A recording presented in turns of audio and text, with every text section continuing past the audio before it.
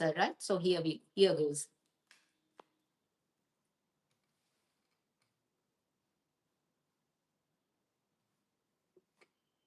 Wonderful. Okay. So you see the tarot here that we draw for the water signs, the Scorpio, the Cancer, and the Pisces is the Chariot, the beautiful archetype chariot, which happens to be the archetype. No, my bad. I don't think so. We did the no. I think we did the chariot for some archetype, but never mind. And not to confuse you, this is the chariot. Now again, because I've drawn this card, and my endeavor is for you to be able to get to know tarot. How do you understand tarot, right? So I will just take 2 minutes, maybe a couple of minutes, because I tend to go on and on with and stay on with this card and the imagery and say, how do you, as a layman who know nothing about tarot, we are starting from the scratch here. So basically, we draw a card like a chariot. Now, what is it? What is it? How, even if you don't know a thing about chariot, and if you're drawing this for the first time, so the first step that you do. My apologies. So first step, what you do in getting to understand the tarot, and we just be focusing on these two, the first two aspects. Before we, with every tutorial, I build in and introduce. With every content that I create, I'll try and add more and more to it. But for today, we'll just stick to these first two. So, like we have pulled out the chariot for the water signs as a monthly tarot forecast. So the first thing that you do, you look at the card, have a close look. Now I'm holding it close to the camera so that you have a look here, a close look here. Now, the first thing that you do is that name the card, right? I know it may sound pretty dumb and no brainer, but this is how it is. What is it that you do when you meet a person for the first time? You get to know their names, right? That is how you get to know them. Is that not true? When was the last time you walked into a room and you wanted to talk to a stranger? You would not say, "Hey, idhar aao," "Are, oh bhai sahab," not like that, right? You have to name them. You have to have a name, right, to be able to begin that conversation. So the first very basic, very specific uh, way to get to know tarot, to get to understand tarot, to get to understand the insights of the tarot, to be able to uh, begin to read these beautiful symbolism, is to name the card. Now, when I say name the card, I know that thing sounds very dud and very, very basic. But naming the card, again, to give you an example here, because this is the card that I'm holding for you. So, what would I say to myself when so it's not that naming the card in your mind, that is something that we do all the time. Okay, fine. I pick up a card and I put it here. Okay, so, okay. Hmm. Okay, so I'm saying the chariot in my mind, right? Especially when no one is listening. Like right now, I'm recording, of course, I'm reading out for you. But many a times, even when you're reading for others, you would not name the card. So I really cannot emphasize, and trust you me, this is something that I've started doing off recently, because somewhere in between I have kind of, even though I knew about it, but I have not been practicing it. And of lately, I've picked up the book again, going back to my legend, Mary Kay Greer, and the books that she had written. I've read it once right in the beginning, and then somewhere in between, I'd lost track of these fundamentals. And now I'm kind of reviving and rekindling my passion for reading by way of revisiting, those important tips and trivias, that actually becomes a cornerstone and foundation of your reading, right? So enough of me. So again, going back to the whole thing. So what I would do is that, okay, I'll pull up a card and I'll say the chariot. The chariot. What is the name of this card? It is the chariot that I have drawn. What card have you drawn? I have drawn the chariot. What is written as the name of the card? The chariot. So you name the card. What number is it? Seven. I have drawn the card number seven. It is the chariot. So you understand, you're getting the hang of it. So just say the name of the card and just be with the name of the card, the chariot. Now, when I say the chariot is not something which sits easy on the tongue, right? Which is all right, because the energies around this card, see, this will allow you to get in touch with your intuitive self. The chariot is something which is like heavy duty ना, जैसे किसी ने कुछ, I would say कि एक कोई एक heaviness है इस कार्ड में, एक easy breezy नहीं है ये, so the moment you name the card, the chariot, again, Excuse me to those ones who must be thinking that I'm gone a little weird, but this is the way to do it. So when you say the name aloud many a times, I have pulled out the card which is number 7, which is the chariot. The chariot is in the card which I have pulled out. It is the number 7 card of the major arcana. So you can say any in any combination you can say, but you have to keep saying that name again and again, again and again. So that is the number one. We'll do it with the other 3 cards also. So now you got a gist of it. So my saying of this card and your saying of this card name will be different, and the kind of emotions and the kind of connotations and the notions that it kind of they start taking shape in your subconscious. You will be kind of surprised. So you say the name of the card and you write what you have felt. Like I've just shared, for me, when I say the word chariot, it does not come easy, it does not sit easy on my tongue. There is a heaviness to it, there is a heavy duty energy to it. Means kuch sluggish hai, kuch ruka hua hai aur phir chalta hai, and that is the kind of, so don't go, let's, so the next thing that we go on to, even though we would like to go on to the next step right in the beginning, but no, after you have named the person, then you start describing the person. So the first thing when you do is that when you come and meet a stranger, then you name them, right? They would name you and you would name them. And then the second thing, what comes into play is the description, how they appear, how they look. It's not about how they feel. Please understand, please remember, that is on a different level.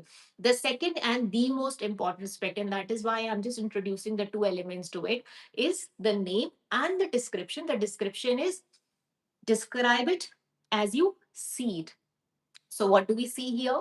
This is the chariot in which I see a man which is sitting on a chariot like thing. Of course, it's not the chariot that you and I would know of. Of course, it has that. The, see, we will become to the kind of background that we share, in the Vedic connotation and the Vedic, references. I think the first time I picked up the chariot, and even when I do it right now, it reminds me of that imagery of Krishna and Arjun in that that shaped by our perceptions and beliefs of the Ramanan Sagar, Mahabharata, or Ramayana, whatever it was Mahabharata, of course, Krishna and Arjun connotation, or Amar Chitra Katha that I read as growing up. So that is the kind of connotations, gives a connotation of a warrior who is sitting on this chariot with phoenixes, one black and one white. And then, it seems that it's a forward momentum right now. So this is the person who is sitting there, and look at, describe the clothes. What kind of clothes are they? Which I said that there's a heavy connotation to it because they are not sitting in lounge wear. Now you can see the clothes, right? There's a very heavy armor he's wearing. Their soldier like clothes are there. Then there are ornamentation. There is, I believe, the crown also which is there. Then it has a certain starry this thing. So describe in as much detail as possible. See, I'm not going to go there and do it this for you, but describe each and every element that you see, right from the color in the background to these castles which are there with red rooftops. The phoenixes, one black, one white. The ground, the color of the armor, which is like green in color, which depicts royalty. The stars which depict intuition, the symbolism of it all, right? So these are the things that you really need to make a good note of it. And when describing it, you must be actually be able to go on and describe it. If you're doing it verbally, at least for 2 minutes, and if you're writing it down, at least for 5 minutes. And trust you me, if you're using the rider weight, and that has always been my suggestion to all of you, is that when you are as a beginner, or for that matter, even if you are kind of know a lot about it, I think rider weight has always been my go back to kind of deck, because this is something which gives you a rich imagery, at least something to talk about, because many of the modern decks and quantity and the uh, the modern decks and the other cards that I've seen and come across, not that I'm using because I use Rider Waite in my readings all the time, because simply because of the fact my loyalties are still unshaken, I'm devoted to them simply because of the imagery it gives me. The greater imagery, the richer imagery, the more detailed imagery, it allows me to kind of dig deeper into my subconscious and be able to bring out the meanings which lies unearthed and hidden within it, right? So again, going back, so basically describe in as much detail. I have to just hold it right. So basically, Again, this person is holding a staff. Then there is a wing on the marker here. So all those things, so just describe it to the word tea and even more. Just rack your brains, and for you to be able to describe it, if you have weaker, like I have a weaker eyesight, so I use glasses all the time. Not that I'm using right now because I'm not kind of reading stuff, but then a magnifying glass and a good sunlight, because many a times if you run short of description, every single time you'll find something within the card that you would have missed out on the first notice. Even a reader, someone like me who have been seeing these cards actually for the good 10 plus years, even when I'm holding this cards, and I said that I'm trying to kind of revive my and rekindle my connect and refresh my connect with these cards, and that is why I'm kind of revisiting that these fundamentals. I'm even surprised the way I am naming the cards, the way the name of these cards sound in my ear, the kind of emotions that they kind of spur in me and still in me, right? So does it make sense? So the first thing is that we have done the naming of the card. The other is the description of the card. What you see in the card. So first you describe is that I see this, this, this. So there is this person who is sitting on this chariot looking thing, and with two phoenixes in front, and with this castle in the backdrop, as if he is moving away from the city that is already conquered. Now see, as if he is moving away from the city is already conquered is not something which is there in the card. So this comes to the subjective description. The objective description is to do with what you are seeing in the card. So there are two aspects to it. We will cover it as we go along in the next set of cards. So first thing is that you describe the card as you see it, and the second is that you describe the card as if imagining yourself as a person in the card. So you say that I am this person who is driving this chariot which has two phoenixes. I've had a long day, and I'm leaving the city behind me to be able to move onward and forward, like that. So this is how it works. So first you describe in general, and then you describe as a first person. Likewise, you name the card, this is the chariot, and then you say, I am the chariot. So it works on two levels. Does it make sense? Okay. Now, quickly, now the second part. Now, if you've understood this much, I would rather not, you would rather not have me give you a tarot insight or a forecast for these water signs, because you'd be able to read the card for yourself. Because the tarot here, the chariot is something about a go getter kind of an energy. So, when I say a go getter,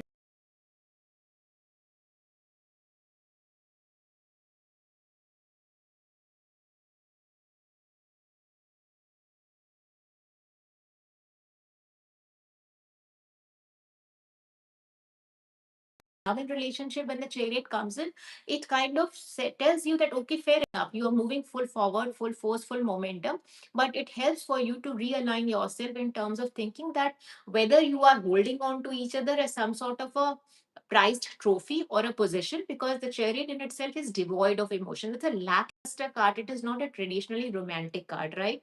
So you may be going the distance even in terms of, even in terms of career and all. Of course, it's a very nice imagery to come forward. And even in terms of in terms of spirituality also, this is not something to do with, you do with your subconscious, because you're so very focused. Again, when you describe the card, all these things will automatically come to you. So this is a card which is meaning well in terms of for your own personal pursuits. Now it is a very I me myself kind of a card. कभी कभी जो narcissistic sentiments होते हैं ना, वो इसमें आते हैं, मीनिंग टू से कि someone who's passionately, obsessively in love with the oneself, which is a nice thing uh, to begin with. But then it is not something which is kind of takes you far when it comes to building collaborations and partnerships, right? Because then it becomes a very ugly.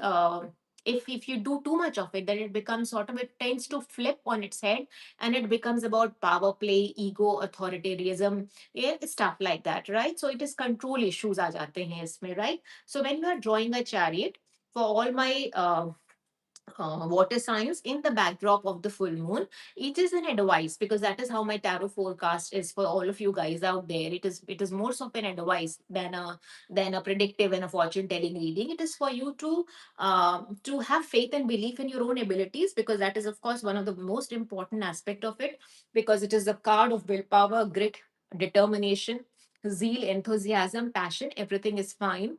But then, so you are highlighting a lot of taurine energy. The full moon in Taurus and the Jupiter in the Cancer is something which is very, which is in fact, yes, so the chariot, my bad, now I recollect. So this is the the tarot archetype for the Cancer, the Chariot, right? So again, you can have an in-depth and a greater look if you visit my tarot archetype series as to what tarot archetype chariot stands for. SWOT analysis किया है हर एक card का, strength, weakness, opportunities and threats. Please go and visit it. I don't want to repeat it because it will take away from the session. And I would like to create more broader grounds and more grounds and other content in here.